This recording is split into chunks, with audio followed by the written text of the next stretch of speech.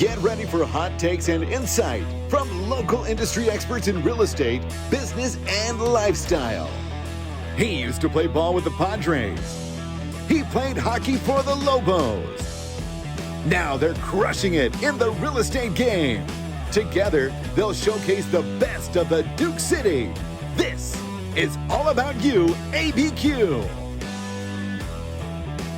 That's right, it is all about YouABQ. Now, the goal of the show is to highlight the best of our city's industry experts in real estate, culture, lifestyle, so that you walk away with some value and feeling inspired. Now, the way we like to do that is to answer the questions you may have or interview the guests that you want to see. So we invite you to join the conversation. You can reach out on social media up here or join our email list to get some timely tips about our community and real estate market. Hey, I am Skip Adams, owner of Sold by Skip Real Estate Brokerage here in Albuquerque. Grant Harvey, home loan expert. You probably know Grant's loud shirt as the ex-coach of the University of New Mexico men's Lobo hockey team. Now he's absolutely crushing it in the mortgage space. You may have recognized Skip's voice from the Honey Smacks commercial when you were a kid, and he's part of the top 2% producing real estate agents in the city, and he's part of the HGTV's House Hunters. Did that in reverse order, throw him off a little bit. Yeah, there's no rhythm to this show. Here's why you're going to want to stay tuned. We're joined in studio by Matthew Sanders, a former Lobo, Ironman, and outdoor enthusiast, making his way back to New Mexico. And we're going to hear his story. And then obviously stay tuned to the end of the show. It's everybody's favorite, Skip's Tips. Yeah, it's not often we have a member of the Black Sabbath come on and as an Ironman. I wish I could have Oh, we should have his intro music playing when he warms up. I am Iron Man. And then all like our older demographic, which is 98%, would be all, yeah. Just start going nuts. Yeah, and they start going to sleep because that's what they do. Oh, man. So let's start with you this time, Skip. What did you do this weekend? Dude, I don't know. I had a busy weekend. Matt's in town, and we're going to talk a little bit about our day yesterday. We went from coast to coast. We explored all around Albuquerque and the surrounding areas. We went from, day started in downtown to Four Hills to Edgewood to Bernalillo to the west side and back home. So, we covered some ground. But, dude, I got my hair cut. I got my hair cut for this show. You still, they didn't trim your flyaways. Yeah, fuck this haircut, right? God, again? Look at me. Our last episode, they just said, like, are we going to, the guy was so upset he couldn't even continue the interview, and here we go again. Listen, my eyes are down here, ladies. Don't worry about what's going on up top. Okay, yeah, don't worry about it. There's nothing going on up top. Just keep looking 30 feet above you. So you know what I like going on the house searches with you, because I can kind of get a taste of what's out there. And I think in our house search yesterday, I was like, man, the Southeast Heights is pretty nice. and I didn't know that until our last customer was also a VA guy.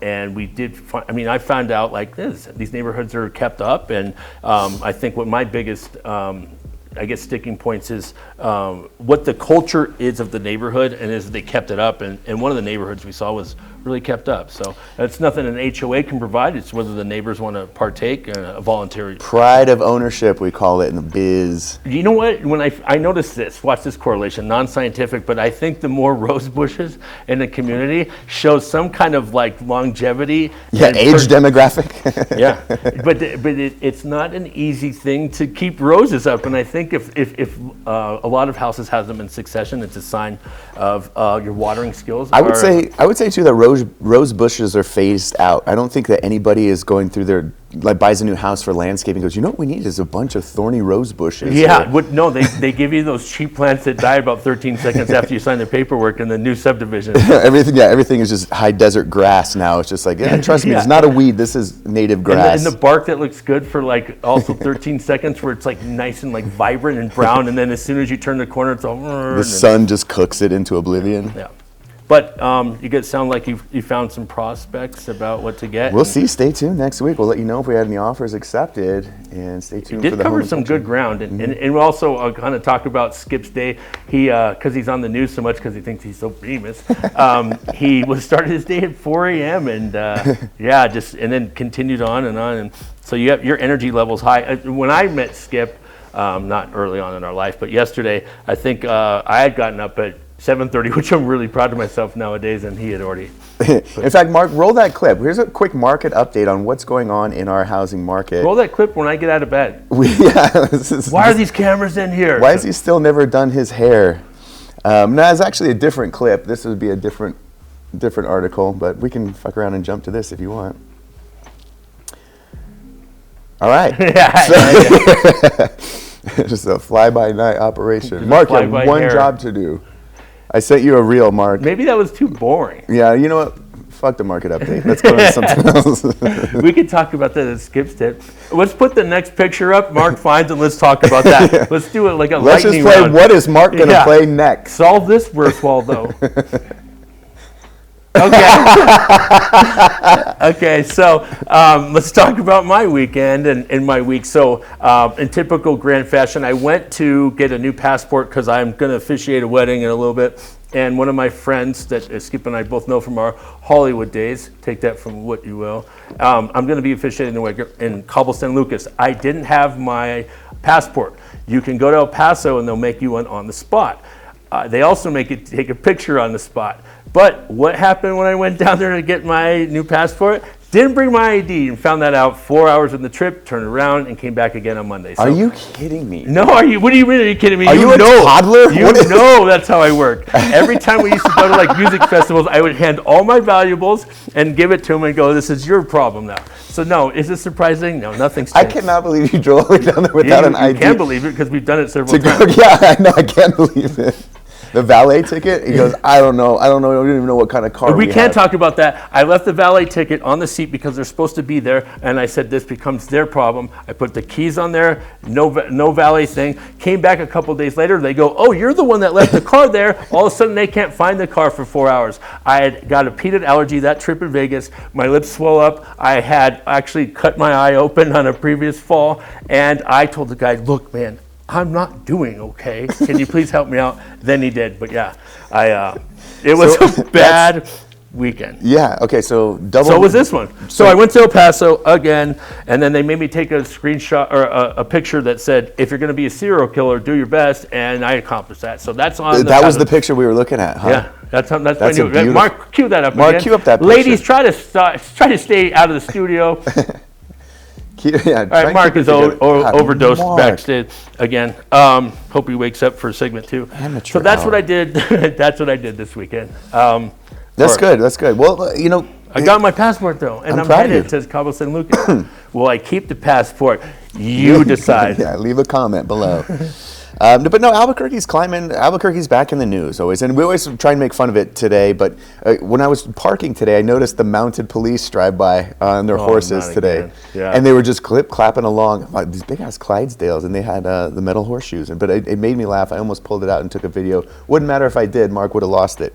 But let's talk a little bit about doing business in Albuquerque. How does Albuquerque rank for starting a business? And is Albuquerque a good place to start a business overall? Well, a recent study by Wallet Hub, Mark, cue the graphic, looked at the best cities to start a business and listed the top 100 cities. Mark? Wallet Hub ranked the cities across 19 relevant metrics, including 3 key metrics: business environment, access to resources, and business costs. So I thought it was kind of cool. It outlined where business is going here in the state. And stop right there. Let's look at the list. Albuquerque ranked number 72 overall on the list of best places to start a business. So we've got some work to do. 95 overall in access to resources and 12th in business costs. So top 10 places to start a new business, we're not quite there yet. We got some work to do, but either way, we are seeing. So we'll hold off on our churros, our churro shop. Our churro business. Yeah, your boy Arturo. Is that the end of the commentary? I mean, well, I don't know. Did we move up? We have made some progress, and I think when we had Danielle Casey, who is the economic development president, she was talking about some of the different industries that are coming to town. Biotech and engineering are kind of where we're putting our money and where we're doubling down on. So small businesses, it's can be a challenge, but I think the bigger businesses with the higher paying jobs, that's where we're starting to see the growth. Well, that's good. I mean, that's responsible for a lot of the push in Los Lunas and such, and hopefully we can continue that trend. And I think it's kind of a domino effect. Once you have a precedent of getting the big businesses, you can always use them as a sourcing and going, or social proofing. Look, they came in here. Why shouldn't you? Keeping up with the Joneses, yeah. Are you bigger than Facebook? I don't think so. Is your face bigger than? I don't know what's going on. So I guess that would, while I'm ranting, I might as well make it official. Jump into Grant's rant. Mark, please wake up. There we go. He back. FM morning radio talk show vibe continues. Now, in this Grant rant, I'm going to just explore 3 things I've always wondered. One of them, let's talk about traffic lights and the idea of a green arrow going to the left. Do you not trust us sometimes, city? How come some intersections we can make that left? How come other ones you go, you know what, you don't have this, we'll take it from here. Do you trust us or not? I've always wanted to wonder that. I've always wanted to know the answer to that. Do you trust us to an intersection or not? You decide. Get back to us too. Leave it in the comment section, civil engineers of Albuquerque. Another thing that I've wondered about and kind of want to stop. I want to stop the guys opening the doors for other guys. Here's what happens. You open up the door and now I have to come running to show hustle. I'll get it myself, unless I'm carrying packages like they do in like the 1950s Christmas movies. Please don't hold the door open. It's making you stress out. I'm stressed out. I don't need you. What's the proper distance now I have to measure before like I open the door for you?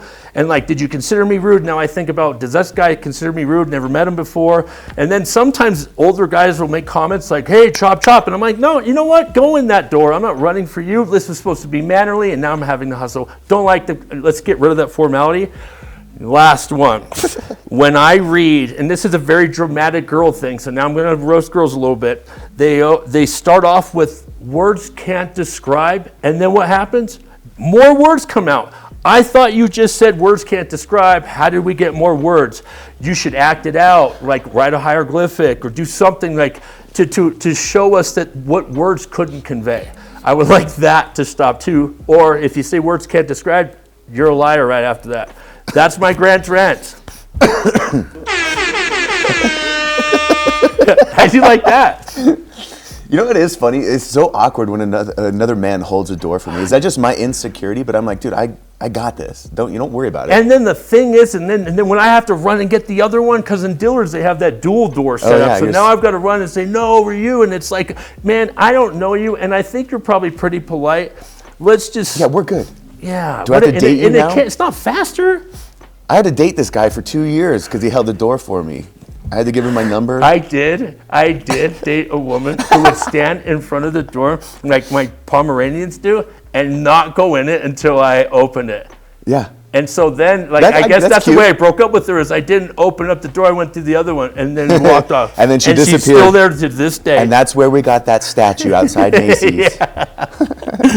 Oh, no, that's funny, man. That's really funny. And God, what was I going to say? Oh, and then here's the etiquette too. If I open the door for you and then you go ahead and you get in line and you don't let me cut you in line, that's my pet peeve. No, I do the sucker. Look who Jesse. Yeah. No, I know it is kind of rude. Looks like I'm next. One guy opened up the door for me before, and I was like, all right, cool. And then the gym. And then I was walking, and then he like ran in front of me, the one that opened the door to make sure he's going to go first. And I'm like, buddy, did you cause the situation? I was already behind you. Look how much effort he put in. He opened the door and ran ahead of me. Okay. He's there to work out, dude. I'm going 3 miles an hour still. Yeah. Quite confusing. God, so much energy on this episode. You know how mad everyone is now? Like, you know what? Stop that door stuff. And I hate green arrows and red arrows. I'm an American. Mark, is there any chance you found that clip of Danielle's dress? This is going to be crucial when we roast her next week. No, you just sent me that. It's on the 3rd email I sent you. Nope. Well, I should have. Yeah. Well, I should have. We should do it behind the scenes and then fact check Mark. Yeah, I'm going to fact check. Because our producer's saying that email didn't happen. He says it does happen. We're going to get to the bottom of this in the next segment. Here's why you're going to want to stay tuned. We're joined by Matthew Sanders, former Lobo, Ironman, and outdoor enthusiast, here to change Albuquerque for the better. Stay tuned. This is you. And we also have on our wrestling Matt. ABQ.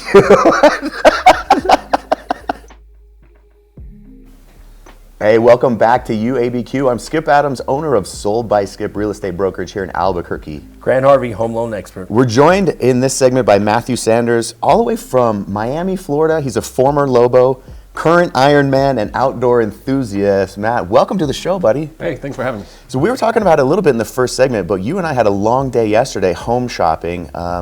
You know, the cool thing about you is that you went to the University of New Mexico, moved away for what was it, like 10, 15 years? 19 years. 19 years, and then got called back, Kirtland Air Force Base, And then we had spent all day yesterday just exploring every part of the city. Absolutely, yeah, we were all over the place. Yeah, but I think that's a cool backstory. Talk a little bit about your time at UNM.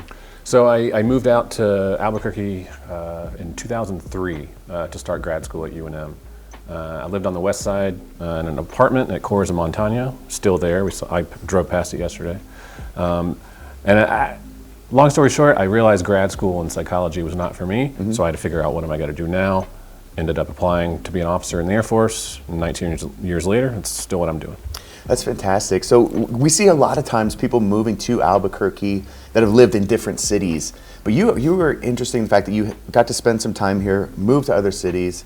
And then what is it that you find nostalgic about Albuquerque, or what's different about our city compared to like Miami or anywhere else? So what I remembered from living here 19 years ago, when I first landed a couple days ago, it's how the air feels. Like I don't know if it's just me, but I feel like New Mexico has a great smell to it. I think it's the trees, the vegetation. It's something that once I landed at the Sunport, I remembered it from 19 years ago. I absolutely fell in love with the mountains. I grew up in Georgia, and as a little kid, I always wanted to move. I just thought it was Colorado, like that's where the mountains are. But when I moved here, I'm driving westbound on I-40. You enter the state, very, very flat, but then you start hitting the East Mountains and you see the terrain change, and driving through Terrace Canyon. It just blew my mind. Immediately fell in love. And then the cuisine, it goes without saying. Like I love heat. I love the flavor differences between the red and the green. So I completely fell in love with the state and the culture when I moved here. So we are thrilled that we got the option to come back. We're pumped to have you back. Because speaking about cuisine, I lived in Miami for a couple of years. And the food in Miami and the food in New Mexico are so completely different. I think we order, it's all just plantains and rice down in Miami. And I'm not being racist, that's what it is. It's plantains and rice. Not only that, but they explain the islanders, right? They explain that they don't eat hot stuff, right? So I think some people think that Hispanic, right? And it's this all-encompassing thing. They don't like they're not acclimated to it, right? So we assume you had some chili, and they're like, no, we had some onions maybe once or twice. Yeah. So that was always the big difference, I thought. But funny banter off in between segments. You wanted to add to Grant's rants. Yeah, so I have a rant to add to Grant's rants, and for me, it's the pay it forward at like a drive-through. I can't stand it. It stops with me. If someone ahead of me bought my drink, I'm telling the barista thanks, and I'm driving away. I am not. No, It stops right here. Well, that's funny. What would happen theoretically if somebody decided to do a pay it forward scheme? Let's take a look at what that would look like. Mark, pay it forward for me. This is actually genius. I'd like to pay for the guy's meal behind me too. Just pay it forward. Oh, wow, that's really nice of you. Yeah, who knows? Maybe it'll catch on. All right, well, you have a great day, sir.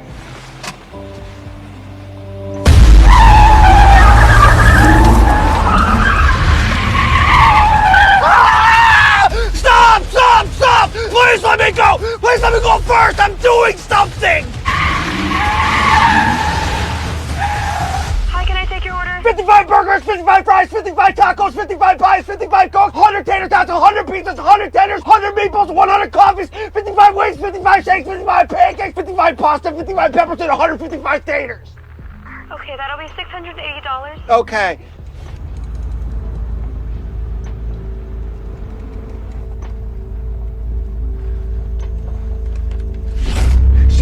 Shit!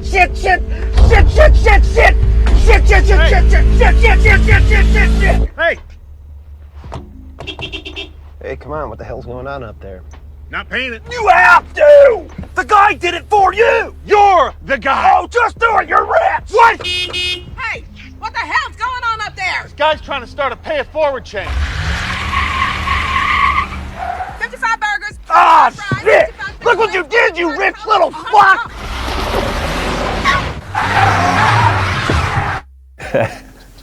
Couldn't agree more. Words can't describe how angry Here that they makes are. Now draw a picture. We thought that was perfect. When he told me, hey Grant, you know what? I have something to add. I'm like, dude, not only is that perfect, Yeah. we got the perfect skit for it. And now we know what to do. Oh my God, that's hilarious. What if we pulled that off in real life, though? 55 burgers? Yeah, and then, oh man, I don't know. I'm not paying it. Yeah, we're off track here, but I'm glad we got off track. So, Matt, let's talk a little bit about more of your backstory, because I think it's cool in the fact that when I was showing property to you, the first thing I noticed right away is you're lean and mean, but you've got the tattoo, the Medal of Honor almost, the Ironman tattoo. Yeah. Talk about why. I mean, how do you even get started in Ironman? What kind of screws? So it was peer pressure, 100% truth. So I've always been a runner, since high school. But then some Air Force friends that were in the same squadron as me, they did triathlons, and one or two of them did the full Ironman triathlon. Talk a little bit more about what is a full Ironman. So a triathlon is swim, bike, run, and the distances just get greater and greater. The Ironman, there's like even ultra triathlons, but Ironman is 2.4 mile swim, 112 mile bike, and then a marathon after that, so 26.2. That's so crazy. But my friends, they said, "Oh, you're a runner, you could probably do a triathlon." So they said, "Hey, sign up for Ironman Arizona." I actually got in because it sells out in like 60 seconds. I got in, I got registered, and then I realized, and it was a year out. I didn't have a bike. I hadn't swam in a pool since I was a kid. So I figured, I guess I got to figure out how to do a triathlon now. So I did one up at Donner Lake in California, just to get, kind of learn what a triathlon was, and then I did the full that year in November. What do you find is the hardest part, swimming or running? For me, it's the swimming, especially for that long, not just the distance, but the time, because it's sensory deprivation for over an hour. Dang. It's like my swim was an hour 20, I think, and it was down in Tempe, and the water clarity wasn't great, so I couldn't see past my elbow for an hour and 20. Where is there 2 miles of water in Tempe? Tempe Town Lake. It's I think they dammed the Salt River, okay. Just north of ASU's campus. Okay, so tell me this: have you done a marathon just by itself? I've done a standalone marathon. So yes. what is the time difference between the two?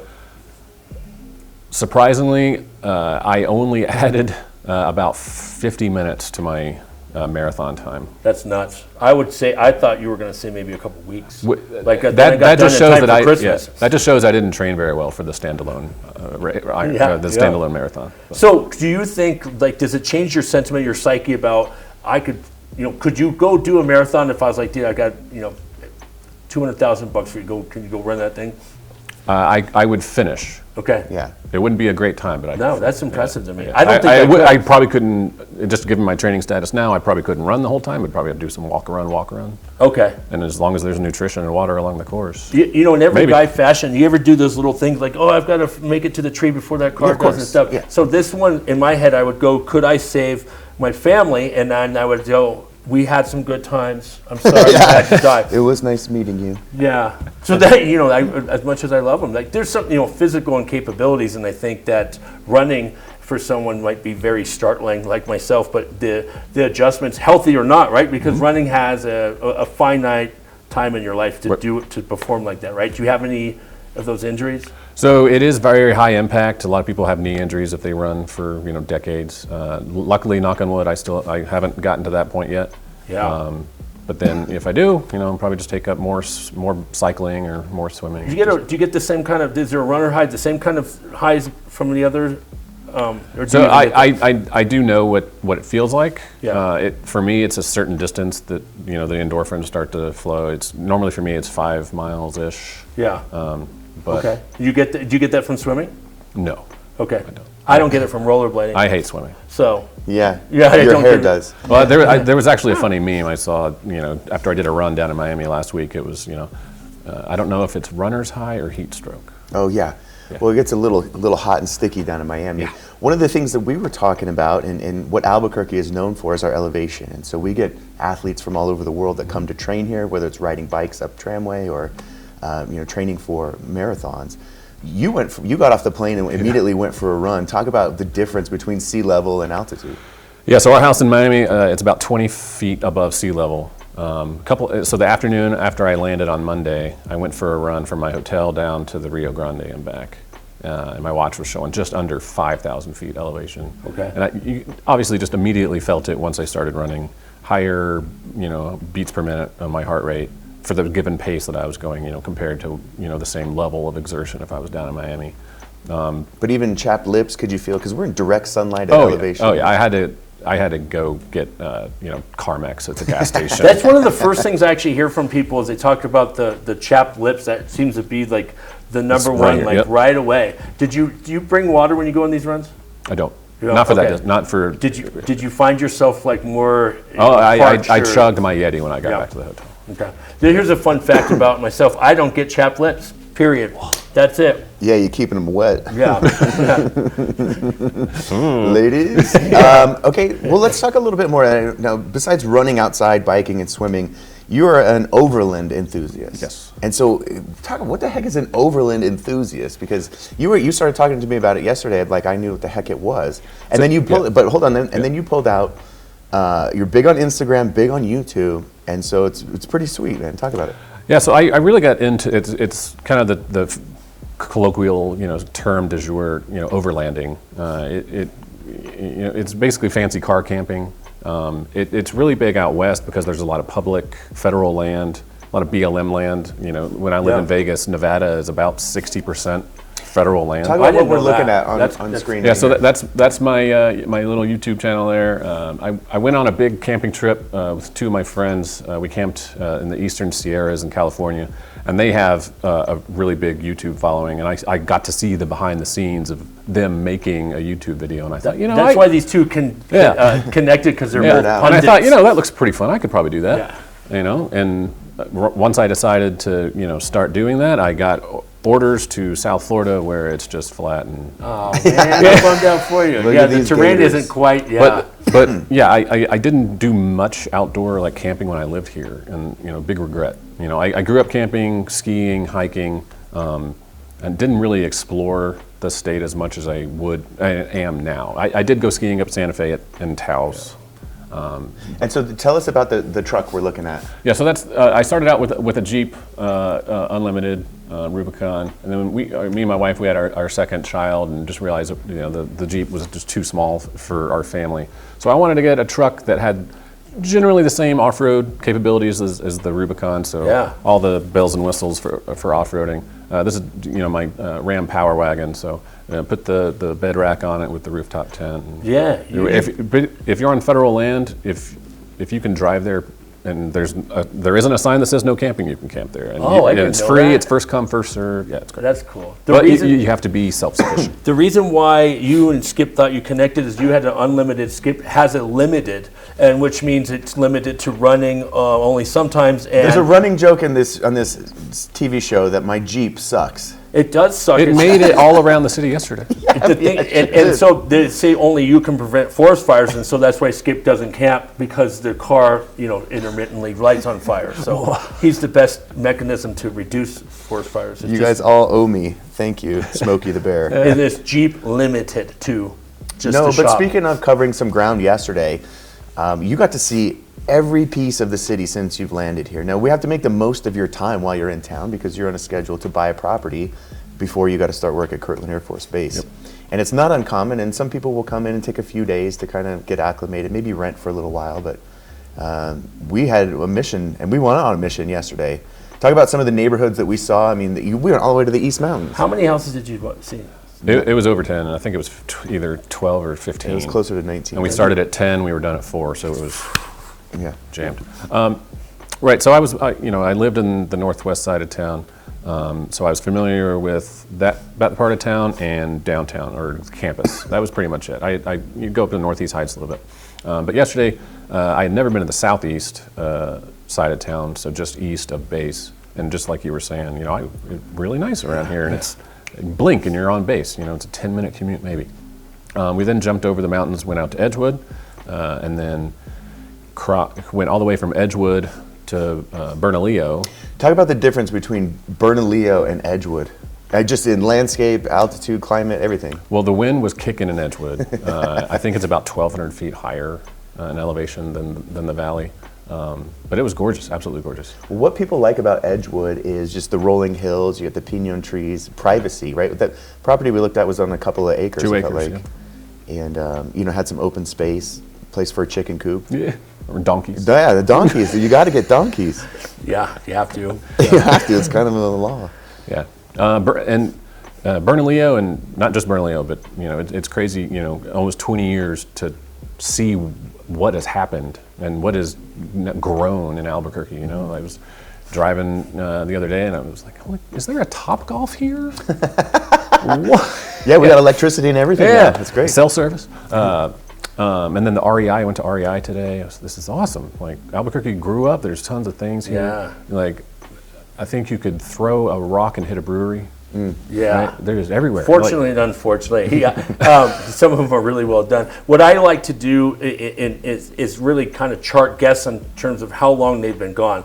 The people who have been gone for 3 years have different remarks, 10, 15, 20, right? You go, man, we have an REI, something a lot of people are accustomed to here, but it's kind of cool that you go, that, jumps up at you. Oh, absolutely. Yeah. So, I guess seeing growth and the amenities and whoever is really relative to how long you've been gone. So I was living in that apartment on the west side when the first Chick-fil-A opened at Cottonwood.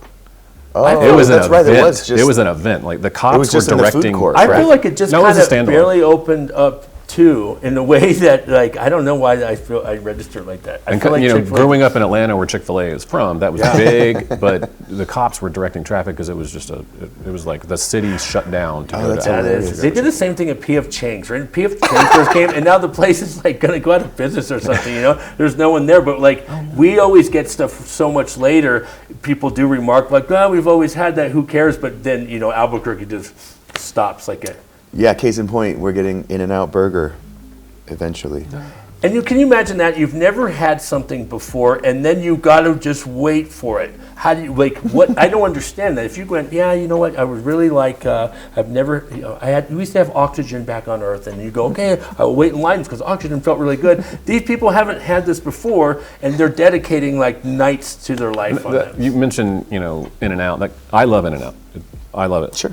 But that reminds me of another thing I really like about Albuquerque and New Mexico. It's the pride and the culture. Like, for me, and I know that there are a lot of people in the state that probably have the same feeling about In-N-Out. Like, no, we're good. We got Blake's. We got Twisters. We're good. The Blake's thing is such a great argument too, and everyone always wants to make it competitive. What's better? It's great to just go, I like that and that, but it doesn't need, like, a Chipotle coming here was kind of redundant. I saw that. Was like, and I'll maybe I'll eat there every once in a while, but for me, and this could be another rant. What age did we get to where you go, not doing that line? Young Grant would go, yeah, here we go. And I think about the hassle now, not the excitement. What happened? What age? 40. You know what's funny? He I got. think you're wrong.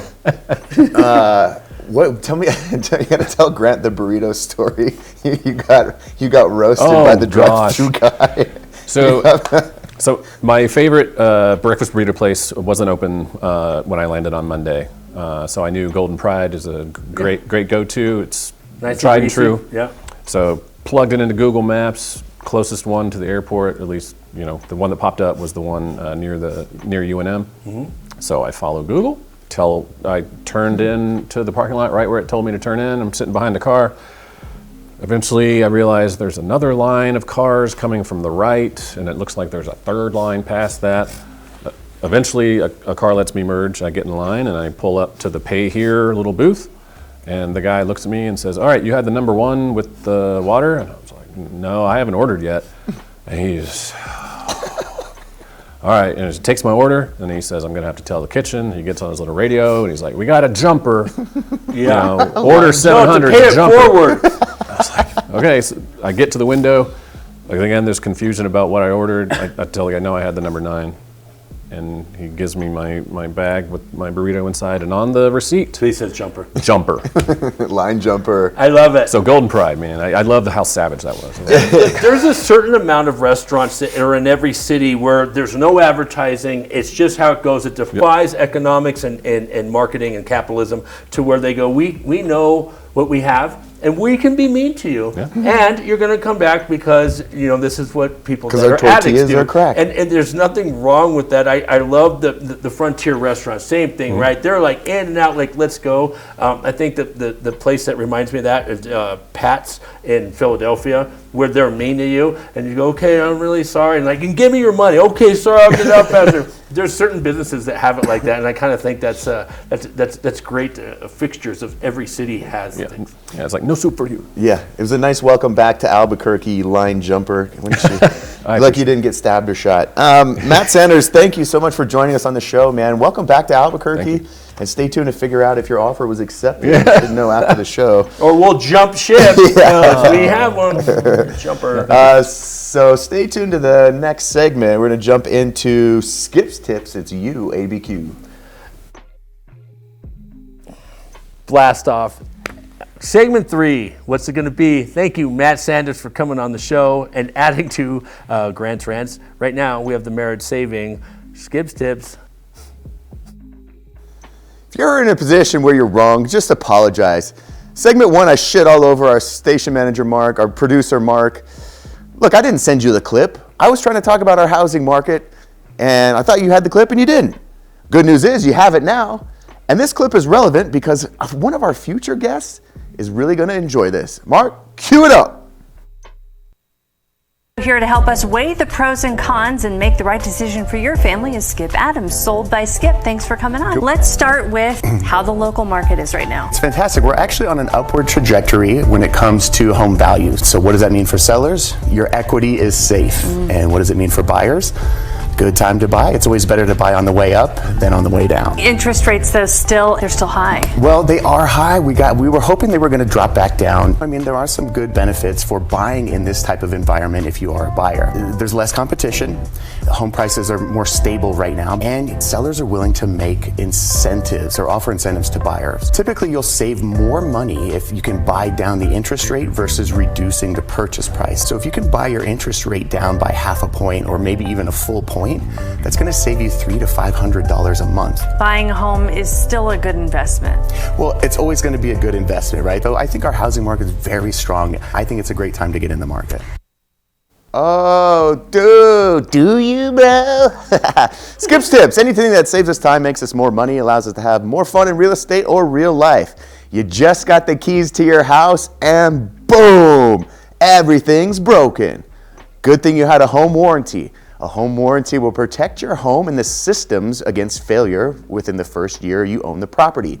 This is good if you have appliances that are expensive because let's be honest, if something happens to the fridge, it's very expensive to fix. So with a home warranty in place, they'll send a technician out to repair or replace it. For a new home, you can expect to pay $450, and that home warranty will last for 13 months after you own the property. What's been your experience using home warranty? Some people love it, some people hate it. Either way, share this with a friend and tell them Skip said so. You're so famous and on the news. Hey, this reminds me of what home warranties don't cover. Recently, one of my girlfriends moved out of my house and took 20% of my things, including the couch. Now it's just out. They hate it when they move out. That's another rent. Stop moving out. Let me take my furniture. That's my favorite dog you took. Every Wednesday night and Sunday morning here on the Education Channel. I like that velvet chair. And Ron Bell, where are you at? We're moving to 27. Yeah, 20. Yeah, we're jumping ship. Jumpers. This is all about YouABQ. Give me back that vanity.